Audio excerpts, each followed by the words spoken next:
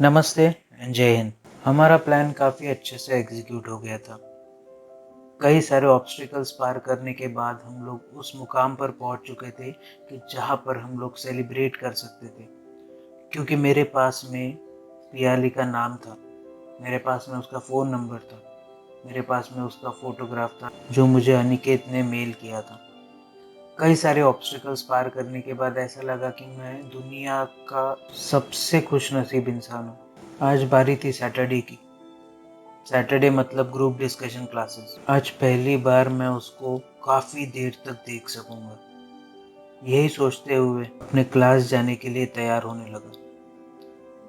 पर क्या जो हम सोचते हैं वही होगा या फिर कुछ और हो जाएगा? इन सब सवालों के जवाब मिलेंगे। आप बने रहिए, देखते रहिए। काश तुम मेरे होते। एक्सपोजिंग स्टार विद शांतनु पे।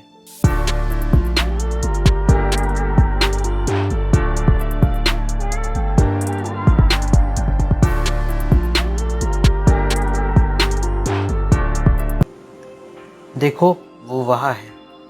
24 सितंबर 2009, सुबह 10:30 बजे।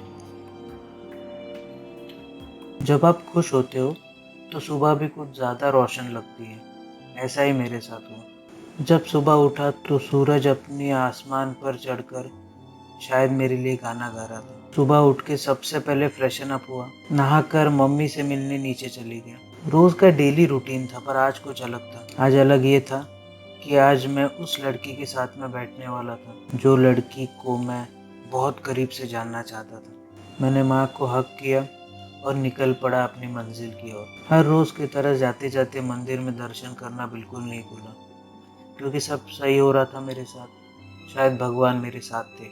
मंदिर से निकल के सीधा पहुंचा अपनी क्लास। एकेडमी के अंदर पहुंचा। अंदर पहुंचते ही रिसेप्शन पे अटेंडेंस रजिस्टर मुझे हैंड ओवर किया गया। इस बार अटेंडेंस रजिस्टर अलग था। वीकेंड्स के लिए एक अटेंडेंस रजिस्टर अलग बनाया गया था, क्योंकि ये एक्स्ट्रा क्लासेस थे। तभी मेरी रजिस्टर पे नज़र पड़ी। उस रजिस्टर में मेरा नाम और पियाली का नाम आजू बाजू में लिखा गया था। मुझे बहुत अच्छा लगा। ऐसा लगने लगा था कि जो मेरी आंखें चाहती थी वही मेरा दिल भी देख रहा था। मैं अपना नाम और उसका नाम निहारता रहा, तब तक जब तक पीछे से आकर विजय ने मुझे हक करते हुए गुड मॉर्निंग नहीं बोल दिया। विजय ने मेरा सपना तो तोड़ दिया था, पर दोस्त भी काफी अच्छा था। मैं और विजय अपनी क्लास की तरफ चले गए। क्लास में एंटर होते ही मैंने वहाँ पे अनिकेत, कृष्णा, गौरी और कुछ और बैचमेट्स को देखा, पर वहाँ पे पियाली नहीं थी। लगने लगा था कि कुछ अनहोनी होने वाली है, जिसकी वजह से मैंने ये क्लास में एनरोल किया था। अगर वो ही नहीं आई तो मैं क्या करूँगा? कई तूफान सा उठ रहा था मन में। तभी एक 25 साल की लड़की क्लास में एंटर हुई और उनके पीछे पीछे वो आ गई जिसके लिए मैं इंतजार कर रहा था। वो लड़की जिसने मेरे से न जाने क्या क्या चीजें करवाई थी, जो शायद कोई करने से पहले 100 बार सोचेगा। वो मेरे सामने खड़ी थी, काजल भरी आंखों से इधर उधर देख रही थी। रेड कलर का टॉप, ब्लैक कलर की जीन्स, कानों में 2 छोटे छोटे झुमके, आंखों में मस्कारा, खुले बाल। और जब जब वो चल रही थी तब तक उसके बाल उसकी गर्दन से मेल खाते हुए हिले जा रहे थे। मैं उसको देखने में इतना खो गया कि मुझे समझ नहीं आ रहा था कि मेरे आजू बाजू में क्या चल रहा है। मैं पूरा ब्लैंक हो गया था। ना मुझे कोई दिख रहा था, ना मेरे दोस्त दिख रहे थे, ना मेरे बैचमेट्स दिख रहे थे। मुझे सिर्फ वो दिख रही थी। मानो ऐसा लग रहा था कि मैं रेगिस्तान में नंगे पाँव चल रहा हूँ और अचानक कहीं से पियाली आकर मुझे सहारा दे रही है। मन में कई रोमांटिक गानों की धुन बजना शुरू हो गई थी। शायद जब आप पहली बार प्यार में होते हो तो ये सबके साथ ही होता होगा। मैं भी कोई नया नहीं था। जो गाने मुझे पहले पसंद नहीं थे वो गाने अचानक से पसंद आना शुरू हो गए थे। तभी अचानक उस लेडी की आवाज़ आई जो पियाली से पहले उस क्लास में एंटर हो गई थी।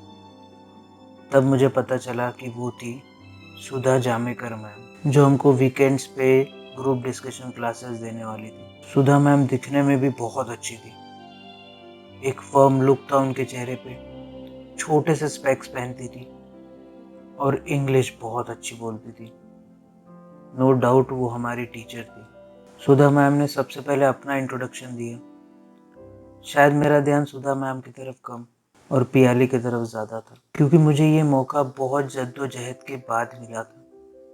इतने आसानी से मुझे ये मौका मिला नहीं कि मैं उसको बैठकर सिर्फ देखता रहूं। न मैंने अपनी पलकें झपकी, पर उसकी पलकें जब एक दूसरे से जुदा होती थी, वो हर चीज़ मैंने महसूस की थी। जब वो अपनी दोस्त से बात कर रही थी, उसके होठ जिस तरीके से हिल रहे थे, उसके गर्दन की धुन पर उसके बाल हिल रहे थे, ये सब चीज़ें मैंने अपनी आँखों से महसूस कर ली थी। तभी सुधा मैम ने कहा कि हम सब लोग 2 ग्रुप बनाएँगे, दोनों ग्रुप में ग्रुप डिस्कशन होगा, अपना-अपना ग्रुप डिसाइड कर लो। ये एग्ज़ैक्ट वर्ड सुधा मैम के थे।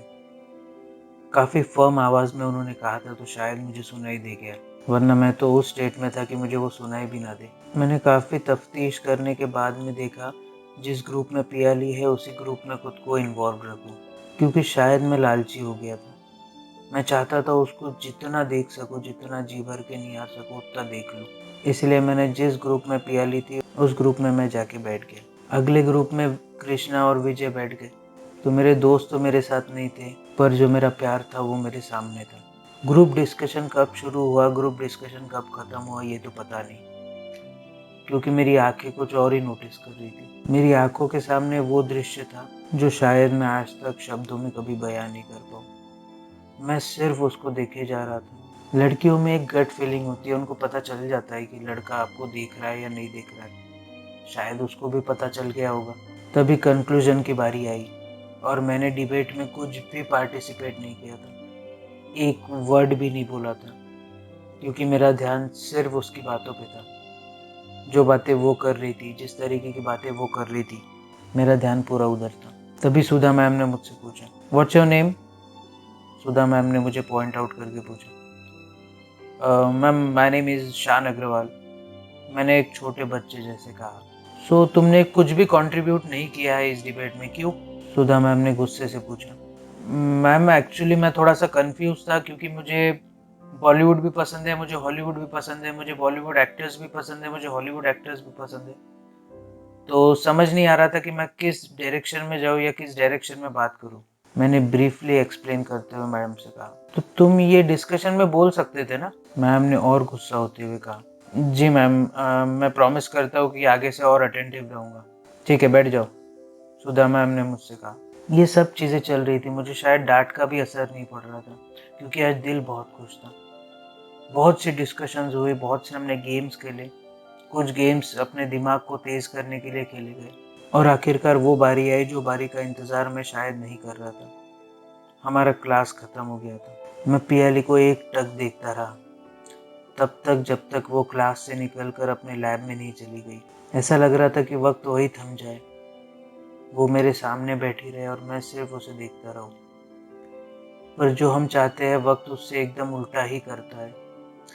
वक्त हमेशा आपकी परीक्षा लेता है। अब उस परीक्षा में आप पास होते हो या फेल, ये सिर्फ आप पे निर्भर करता है।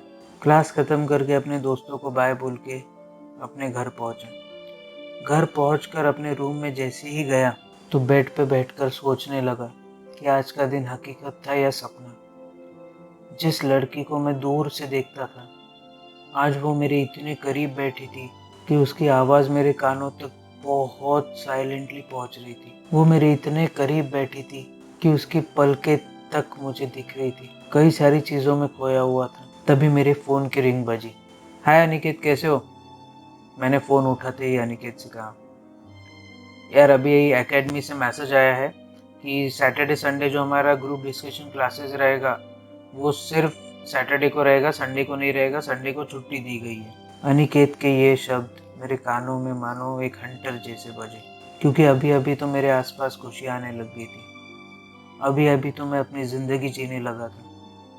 अभी अभी तो मैं अपने प्यार की तरफ कदम बढ़ाने लगा था, और समय ने वापस मुझसे एक दिन छीन लिया। जो दिन मैं उसको पूरा दिन देख सकता था, वो दिन मेरे से छीन लिया गया था। Okay, thank you for the update यार, मैंने अनिकेत से कहा और फ़ोन रख दिया। मैंने सोचा आज उदास होने की बारी नहीं है, क्योंकि उदास तब होते हैं जिस दिन आपके साथ कुछ अच्छा नहीं होता है। आज मेरे साथ इतना अच्छा हुआ था कि सोचा इस दिन को तो अच्छे से ही बिताना है। इस दिन में कोई गलत चीज़, कोई नेगेटिविटी नहीं लानी है। इसीलिए वो सोचता रहा, उसके बारे में सोचता रहा। कई सारे मन में सवाल थे, पर आगे के बारे में अब मेरे को पता नहीं था मेरे साथ क्या होने वाला है। क्योंकि हमारे बैच में एंट्री होने वाली थी एक टीवा की, एक ऐसी लड़की जो शायद मेरे ज़िंदगी में तूफ़ान लेकर आने वाली थी। एक ऐसी लड़की जो शायद मेरे पूरे ज़िंदगी में उथल-पुथल मचा देगी। एक ऐसी लड़की जो मेरे और पियाली के साथ रहने के सपने को शायद कहीं न कहीं आघात पहुँचा सकती है। कौन थी वो लड़की? मेरा क्या था उसके साथ रिलेशन? इन सब चीज़ों के आपको जवाब दूँगा। आप बने रहिए, देखते रहिए। काश तुम मेरे होते। और आप क्या कर सकते हैं? अपने हाथों की सफाई का ज़रूर से ध्यान रखिए। बार-बार अपने हाथों से अपने चेहरे को मत छूइए। इसके अलावा सोशल डिस्टेंसिंग का ध्यान ज़रूर रखिए, मतलब अपने में और अगले में कम से कम 10 से 12 फीट का अंतर रखिए। इसके अलावा भारत में बनी कोरोना वैक्सीन कई प्रक्रियाओं से गुजरने के बाद आप तक पहुँच रही है, तो जब भी आपकी बारी आए कोरोना वैक्सीन ज़रूर लगवाइए। इसके अलावा जब भी आप घर से बाहर निकले अपने चेहरे को फेस मास्क से कवर करना ना भूलिए। इससे आप खुद की भी रक्षा कर पाएँगे और औरों की भी रक्षा कर पाएँगे। इसके अलावा अगर लाइफ में कभी आपको लो फील हो, कोविड की वजह से आपकी जॉब चली गई हो, आप पे इकोनॉमिक क्राइसिस आ गए हो या कोई भी आपको प्रॉब्लम हो, तो इसके बारे में अपने घर वालों से बात कीजिए, जानने पहचानने वालों से बात कीजिए। डिप्रेशन में मत जाइए, डिप्रेशन को मार के इंडिया से भगाइए। और अगर मेरे पास में और भी कोई टॉपिक आता है तो उसके ऊपर मैं एक वीडियो बना दूंगा। और आगे की कहानी देखने के लिए, समझने के लिए, जानने के लिए आप बने रहिए, देखते रहिए। काश तुम मेरे होते। एक्सपोजिंग स्टार विद शांतनु पे। जय हिंद।